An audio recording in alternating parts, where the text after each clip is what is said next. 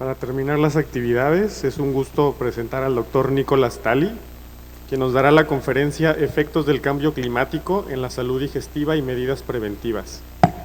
El doctor Tali nos acompaña desde la Universidad de Newcastle, en Australia. El doctor es egresado de la Universidad de Sydney, posteriormente realizó un posgrado en la Clínica Mayo, donde fue adscrito, y actualmente encabeza a la División de Medicina de la Universidad de Newcastle y es adscrito del Hospital John Hunter en Australia. Bienvenido. So thank you very much, and thank you for staying for the very last session. So I'm the entertainment for the next 20 minutes. I'm going to talk about climate change, health, and gastroenterology. I'm going to try and convince you this is relevant to you, your practice, your life, etc. I'm going to take a very high-level approach to most of this. And I'm very happy to take any questions, if we have any questions at the end, although I suspect we're not going to be able to do that, but perhaps come and talk to me at the end. So, these are my disclosures, and I am the chair of the board for Doctors for the Environment Australia, which is probably my only relevant disclosure. Ladies and gentlemen, we have a big problem. This is the famous Apollo 13 call back to Houston when their spacecraft had a major explosion on it, as you may remember. I was just in Houston on my way to this wonderful conference, and I thought about this on the way over and wondered if this might not be a pretty reasonable start, because we, the world, you and I, we have a problem. What's the problem? The problem is we face a climate crisis, and we also face a political crisis. And it's very serious, as I'll talk to you about. CNN declared the US government has actually declared war on the very idea of climate change. Here's a climate change expert who really thinks he knows all about it. Here he is. And basically, he tells us this is all a hoax. Drill, baby, drill. Keep on going, don't worry about it. So is he right? Is he right or is he wrong? And if he's wrong, what does it mean for us? And what do we do about it? Do we do anything? Or do we sit on our hands and just live with it? And let me suggest to you, living with it means possibly dying from it. So perhaps we do need to do more. And the truth is this, and it's very clear from the science, global heating is accelerating. It's not warming, it's heating, and it's very dramatic. The global average temperature now has breached 1.6 degrees Celsius, above the average actually only a few decades ago. It's very clear this temperature is increasing and will continue to increase. And in the last few years, we've faced some of the warmest years in the planet's recent history. And I'm talking about the last 100,000 years. Pretty worrying. Data from NASA shows that this trend is increasing, and we're actually warming by decade, or per decade, of about 0.4 degrees C. And it's now expected we're going to definitely breach 2.5, and quite likely perhaps 3 and above in about 3 decades' time. That's 30 years. For anyone young in the audience, you'll be alive. For your children, if you have them, they'll be alive and they will see this. And this is important to recognise. It's definitely happening. And even though we have since Paris reduced the global heating by about 1 degree Celsius in terms of the trajectory. In other words, we were heading for +4. That's actually down. So we've had some success in the last decade. But it's not enough success to reverse or solve the problem. And of course, if we drill, baby, drill, it'll get worse, not better. Why is it happening? And who cares about CO2? And the answer is really clear. This is actually from a Harvard course that I did which was a course on climate change and health, which opened my eyes to the climate science problem and opened my eyes to the health impacts of climate change, which are very relevant to us as medical practitioners. Of course, rays from the sun make it through the atmosphere. They're normally radiated back into space with a longer wavelength, but greenhouse gases, including carbon dioxide, but also others like methane, they actually are better able to absorb that long wave radiation, and it gets trapped in our atmosphere. And every rise in CO2 means more heating is trapped. The physics is incredibly simple. To claim this is a hoax is mass insanity. It just doesn't make any sense at all. It's like you don't believe physics. And I'm sorry, you can't ignore physics, whether we like it or not. That's the way it is. What's it from? Some people say it's all natural. It's got nothing to do with us as humans. That is also nonsense. It's very clear burning coal, oil and gas, fossil fuels, accounts for about 75% of our current global heating problems. Current emissions account for that global heating problem. Yes, a quarter's from other factors like volcanic eruptions and natural things that happen. Yes, but if we weren't burning coal, oil and gas, I would not be giving this talk. I'd be by the pool having a very pleasant afternoon. What really worries me is we have breached the point where net zero will work. If we go for net zero, it's still going to increase. Not as much, but even if we get to net zero by 2050, we will still see a significant rise in global heating. So we have to take CO2 out of the atmosphere, and I'll come back to that. There are technologies, they're just problems with them. So we're heading for around 3 to 4 degrees. You might say, well, that's okay, 3 to 4 degrees. That means around the equator, large parts of the world will be almost uninhabitable. And it will talk about global freezing for other parts of the world. I'll come back to that also in a moment. And this is because of tipping points. And this is the big worry and the unknown in the climate models. The climate models are incredibly clear based on the International Panel for Climate, which has come from the UN. It's very clear those models are very robust. They've been very good predictors. But if we hit tipping points, it's unpredictable what will happen. Will we suddenly see temperatures of 6 or more degrees in terms of the rise in global heating? By the way, that's the end of us, according to the best scientist I've spoken to. That's the end. No one talks about 6 degrees because we're not around. It's scary. You should be scared. And what are these tipping points? They include thawing of the permafrost, for example, which will release mountains of CO2, and there are multiple other tipping points as well. This is the one I worry about because in a paper in Nature just this year, there actually has been evidence that these currents of water, known as the Atlantic Meridional Overturning Circulation, is actually tipping, or did tip, for a short period of time. And it's thought if this really tips, if this really changes, that will mean the Amazon forest will dry out.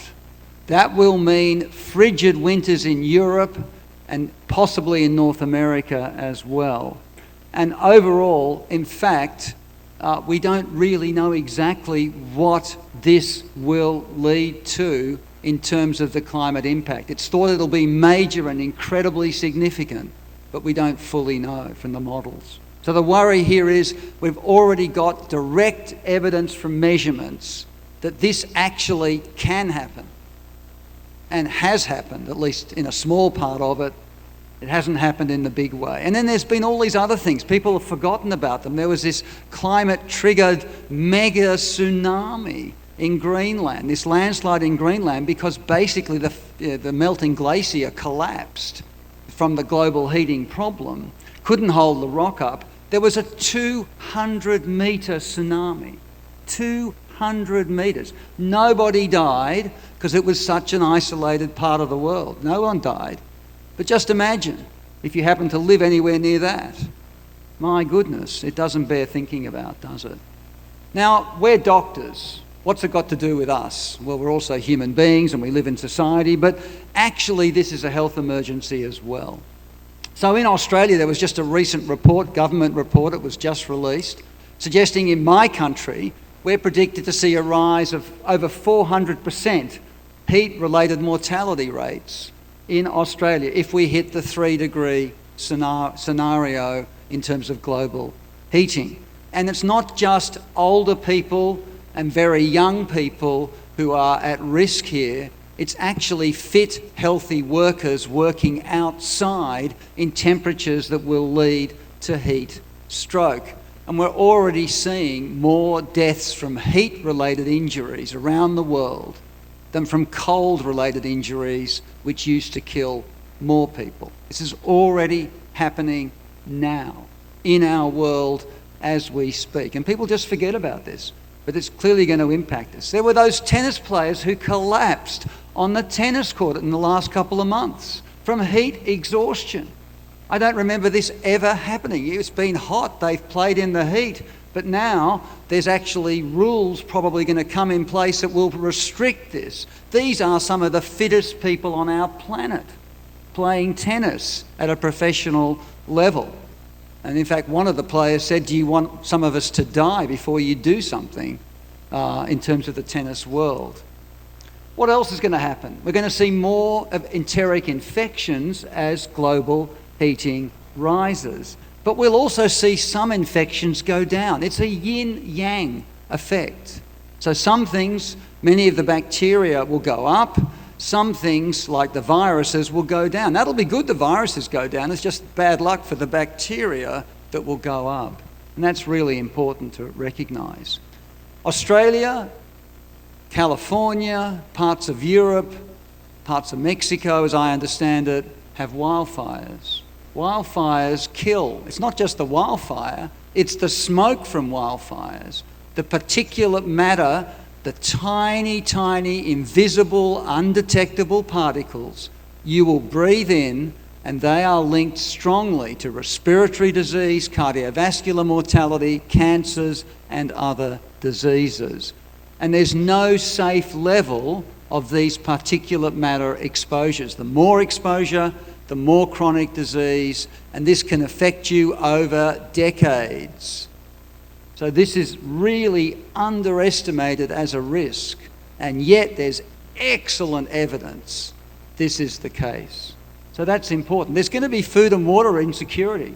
I was hearing about Iran. One of their lakes, the size of Lake Michigan, has disappeared in Iran from global heating. It's not even reported in the press.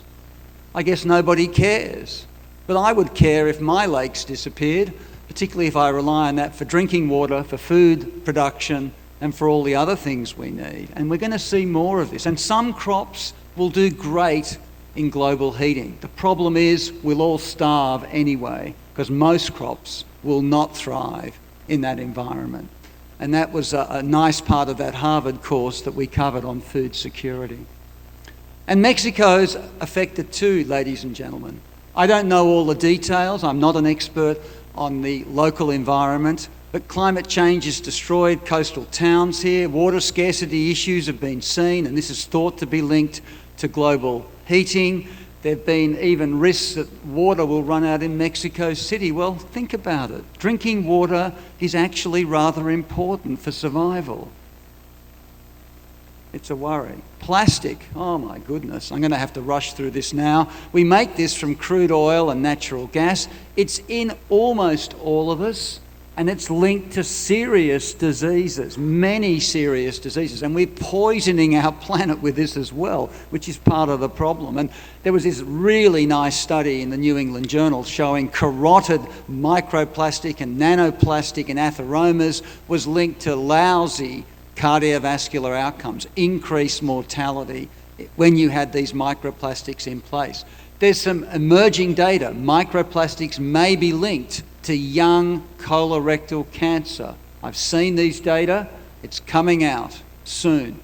And that's really scary. So microplastics, nanoplastics, and we in GI are going to be impacted. Our patients are going to be impacted. We're going to be impacted. We're going to see more problems across multiple domains because of global heating. And here's a nice summary of some of those outcomes that you may want to read about as we go forward. So there's a whole host of health reasons for why we should care. This is a global health crisis. This is bigger than COVID-19. And this is something we just aren't doing enough about. And we're going to face crisis after crisis. What about insurance? Across my country, there's already a problem with getting insurance for certain events because insurance companies only insure against unlikely events. If events become likely, you won't get insurance for floods or other things. You won't get it. And that's what's happening in my country and other places. I was at the UN last year, and in fact there was a great session from the insurance companies talking about how frightened they are, the insurance companies, about what's going on. They recognise it. They recognise the science, even if Mr. Trump doesn't seem to care. And I would put it this way, and I'm being really tough here. This is a bit of a battle too, because what's going on is we have, like the tobacco industry, the fossil fuel industry, who are promoting and actually sending disinformation about the risks of climate change. They're promoting there's not a risk, they're actually disinforming all of us, and they're creating an absolute problem of major degree. And this is a very nice report in The Guardian, and you might say The Guardian's a bit left-wing in terms of a newspaper, but regardless, this is a really open article that says the fossil fuel industry's known about these issues for decades, and they continue to misinform on purpose to sell more fuel, which is great for shareholders, but not so great for everybody in the long run, obviously. And, you know, we're basically being told bald-faced lies. We really are. And we shouldn't be putting up with it. We shouldn't accept it. It's not appropriate. It's really greed driving decision-making, not anything else. And if you're not alarmed, well, I reckon you should be. I'm certainly alarmed. And those who know, particularly those scientists that I talk to, they're even more alarmed than I am, and that's saying something. So what can you do? What can we do now? And the answer is, I think we can do a lot. We can lead on climate change and health.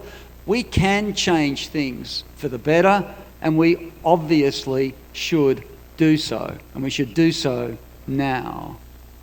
We've made a difference in the past as doctors around the world in terms of smoking. In Australia, we actually had one of the first places to have changes in packaging.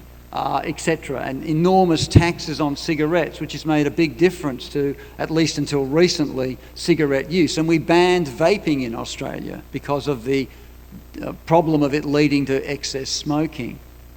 And big tobacco can be beaten, just like big fossil fuel companies can be beaten. This is Dr. Bronwyn King, an Australian. She's actually works in the cancer field, and she was terribly upset when she found her pension fund was investing in cigarette companies. And she took it on herself as a mission to do something about this, to actually ban these companies from being supported by pension funds. And by the way, she's made an enormous impact, not just in Australia, but right around the world. That's just one doctor getting incensed about a problem. One doctor.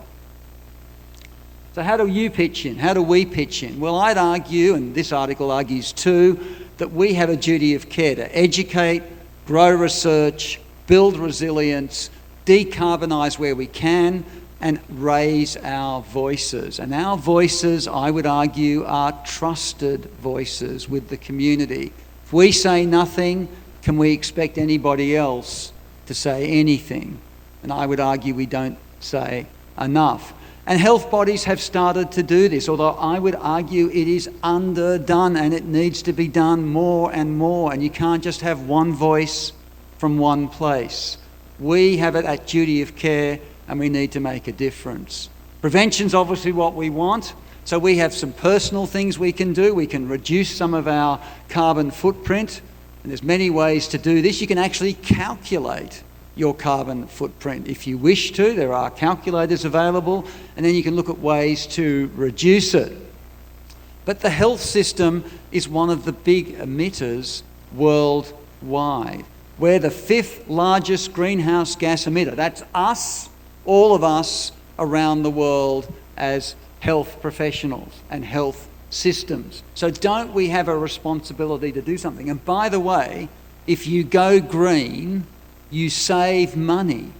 You actually have a less expensive healthcare system, and that's what the NHS in the UK has shown. And they've got a beautiful roadmap for how to do this. So I refer you to what they've done if you want to look at what a major system can do. And we can do it too in our own hospitals. This is my hospital in Australia, the John Hunter Hospital, and we have a plan to be net zero by 2030. Very ambitious for a hospital to do this, and we're on our way, well on our way to succeeding.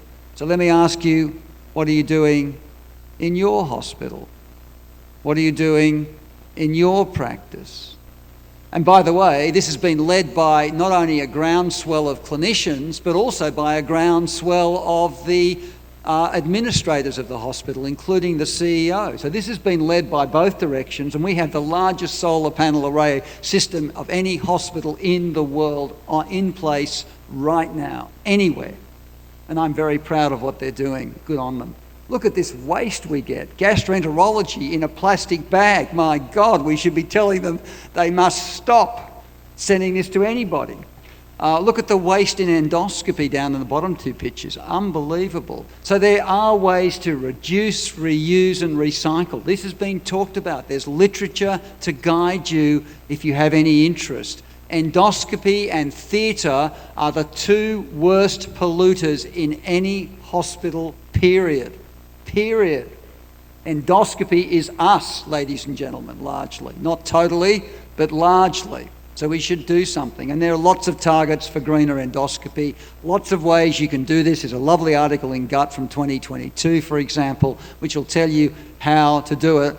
I don't have time to do it now. Our gastro societies need to step up. It's brilliant that I'm up here talking to you. Congratulations to your society. But many societies don't have these talks. Why not? Why aren't they doing more? The BSG's got a plan that's been going on now for the last 4 years or so, and they're doing a great job. And other societies around the world can do so much to promote and drive reductions in emissions and show by example what is going on, what needs to be done. It's by example that we influence communities all around us. I'm nearly done. I'm 2 minutes over. Forgive me. You can leave if you wish, but I'm nearly done. Can technology save us? Well, there are geoengineering solutions people have proposed. For example, there's Mammoth in Iceland. It will pull out carbon dioxide from the air. It's only a very expensive machine, but it pulls out 1/1,000,000th, I repeat, 1/1,000,000th of annual global emissions. They're building 7 in Texas, apparently, I heard, and they're going to keep drilling. So it's insane. It's just not going to be enough to pull out enough CO2. But there are potential solutions, and perhaps they'll become reasonable down the track. And let me say this as well. I don't want you to walk away feeling, well, this is all hopeless, I give up, there's nothing I can do. It's the exact opposite. There's plenty of hope, there's plenty we can do, there's plenty of room to move the ship and turn it around. We haven't had any of those tripping points yet. Those tipping points haven't happened. Renewables are shaking the world order already, and they really are. And use of renewables really matters. But we need to act and act reasonably soon. Politically too, even in the United States, the majority of the population actually believe we should do something about climate change. At least something. And some people, of course, are much more concerned, as they ought to be. The International Court of Justice had a landmark legal decision recently. They stated countries must protect their populations from the risks of global warming. They went through mountains and mountains of scientific evidence. The fossil fuel companies sent people to present at this legal proceedings to try and derail a decision like this. But in the end, they came up with a unanimous statement, really unusual, that there is a climate emergency and countries are legally obliged to act as they should. And that's one of the wins of advocacy. And advocacy's hard, it's slow, but gee, you can win big. And I tell you what, some doctors are taking governments to court, we've done that in Australia, to court to fight some of their decisions that lead to more fossil fuel use. Finally, that little picture, that little blue dot, that's us. That's us from 3.7 billion miles away from the Voyager 1 in interstellar space. That is us. That is where you and I live. That is where every human has ever lived. That is where everyone we love, everyone we care about is. And we have to look after it because right now there's no planet B, there's nowhere else to go, despite Elon Musk planning to send some people to Mars. So it's important we do it. And then I finally say this is one of my favourite quotes, but it comes from Winston Churchill, of course, but and I'll come to that in a moment. But which side of history are we on as doctors, as health professionals, as leaders in our communities? What are you going to say when your kids ask you, what did you do about climate change? What are you going to say? I sat around and did nothing? Is that what you're going to say? Is that what you want to say? Because we live in a beautiful, beautiful world. There's so much we have worth saving, including, I'd argue, us. We're worth saving.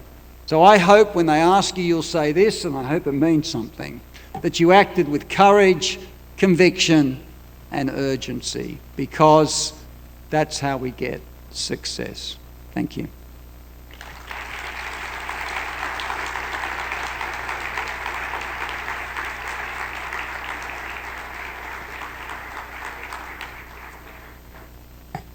Bueno, sin duda ha sido una extraordinaria presentación para clausurar este magnífico curso precongreso que hemos tenido. Creo que, como lo platicábamos en la mañana, no nos equivocamos en el programa y creo que estas dos magníficas presentaciones que hemos tenido cierran esto. Yo quisiera muy brevemente nada más a nombre de la mesa directiva, de los directores del curso, la doctora Fátima Higuera, la doctora Carla Cermeño, el doctor Enrique Cos, pues darle las gracias por confiar en este curso precongreso. Damos por terminar las actividades del día de hoy y bueno, mañana empezamos el congreso, nuestra parte medular, científica, académica, y esperemos que todos ustedes nos acompañen. Y pues muchas gracias por estar aquí, todos ustedes, los profesores, los asistentes. Creo que ha sido un par de días extraordinarios. Que tengan muy buena tarde, que disfruten la bella ciudad de Veracruz y nos vemos mañana temprano.